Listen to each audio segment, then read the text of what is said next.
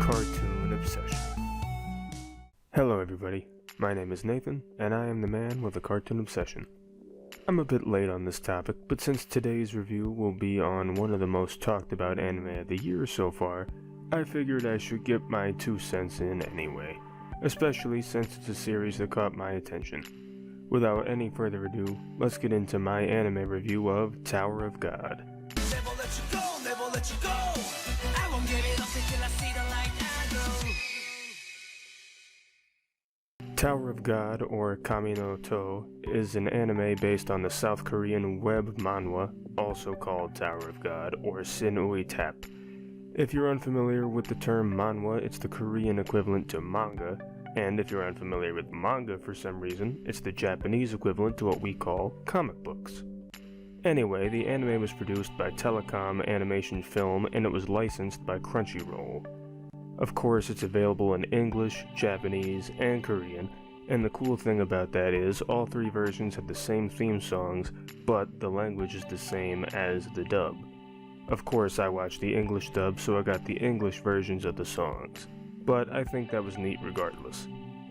This series has been met with a lot of praise and a lot of criticism. It's been pretty divisive, which was a little surprising to me. Then again, I'm not well versed in the world of manhwa, but people can be picky about manga adaptations and really any sort of print-to-screen adaptation. Anyway, the anime ran from April 1st, 2020 to June 24th, 2020, and consisted of 13 episodes. Obviously, it didn't cover the whole story because the manhwa is still going, but at the moment there's no word on a 2nd season. Speaking of the story, let's get into that, shall we? The story follows the 25th Baum, who spent most of his young life living underneath the tower with his close friend Rachel. When Rachel chooses to climb the tower, Baum goes to climb the tower himself and tries to find her. Naturally, there are a lot of others looking to climb the tower as well, and they all have their own reasons for doing so. There are many inner workings of a tower, and I'll try not to explain too much, but just in case I do, I'll throw in a spoiler warning right here. Like I said, there are many people, monsters, and whatever else who wish to enter the tower, and they get chosen to do so. After they are chosen, they must go through many different trials in order to progress through the tower. It'll take me a long time to try and go through all of the intricacies of the tower, but in a nutshell, it's a survival game type of deal. It's anything goes, and everyone trying to climb the tower puts their lives on the line in just about every test they participate in. Each test is more difficult than the last, and only the strongest can climb the tower. They're separated into teams, but each person is still responsible for their own life. Obviously, I'm just scratching the surface as far as story elements go, and I may touch on a little more later, but like I said, there are a lot of intricacies that go into this series. I'm still having trouble piecing some things together, and I did start reading the manhwa, but I'm not that far into it yet. Besides, I'm not exactly the biggest fan of having to read a comic to get the full picture of an anime. It's an issue that plagues many series, but hopefully there will be more seasons of Tower of God in the future. As of right now, though, I will say the story is both intriguing and compelling, however it gets very windy and confusing. There are a lot of moving parts, and it's hard to keep up at times. Another thing that's in abundance in this show is its characters. From the people climbing the tower, to the director, to the rankers, to the Jihad Empire, which is mentioned rather than seen, with the exception of the princesses, there are tons of characters, and they're all so different from one another. Not only do they have their own unique character traits, but their appearances differ drastically from each other as well. Plus, there are many different species seen throughout the show. There are a lot of humans, but there are plenty of different demi-humans and monsters as well. There being so many characters is mostly a positive, but can also lead to some getting lost in the shuffle, as there's not enough screen time for everybody. That being said, I think we get a good taste of plenty of the cast. There are too many to go through them all, but some of the notable characters for me are of course Baum, the main character. He's an interesting protagonist, and his development is admittedly a bit slow, but I still think that's fine.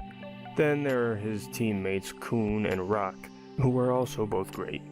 Kun is a good strategist and just very clever overall. As for Rock, he's a meathead who doesn't think before he speaks or acts, but his determination is admirable and he provides some good comic relief. I think it's best if our team takes a break now. A break? What are you talking about? Some other characters I like include Shibisu, who's a pretty average guy, but he still manages to stand out in his own way, and he's a likable character overall. Then there's Hatz, who's a stern and noble swordsman. At first I wasn't sure about him, but as the series went on I liked him more and more. And then there's Indorsey, one of the princesses I mentioned earlier. She's a bit of an instigator, but I feel like she has good intentions for the things she says and does and the situations she creates, whether she admits it or not. Well, at least for the most part. The last character I want to touch on is Rachel, Baum's childhood friend. I tried to like her, but let's just say I see why the internet hates her, although I don't hate her as much as the majority of the anime community seems to. Maybe she improves in the manhwa, I'll find out at some point. The voice acting does the characters justice, at least in the English dub. I didn't watch it in Japanese or Korean, so I can't speak for that. Regardless, there's a good variety of voice talent in the dub, and I don't really have any complaints about any of them. My favorite thing about Tower of God, however, lies within its visuals. This series has such a unique art style. It's nothing that I've ever seen before in anime, and I would say I want to see more shows utilize this style, but part of me really doesn't.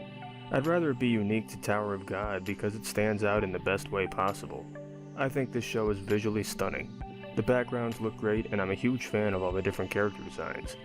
There's a large variety of characters like I said before, and they all look vastly different from each other. No two characters look alike, at least from which characters have been introduced throughout these 13 episodes, and comparing them to what I've seen so far in the manhwa, I actually preferred the designs in the anime. But I usually find myself preferring anime character designs to manga ones, just my personal preference. Overall, I can't really wrap my head around why so many people hate or at least strongly dislike this series. I've seen complaints about the animation and art style which I completely disagree with. The other big complaint I've seen is they left things out from the manhwa, which I can understand, but since I'm not that far into the manhwa, I can't really relate.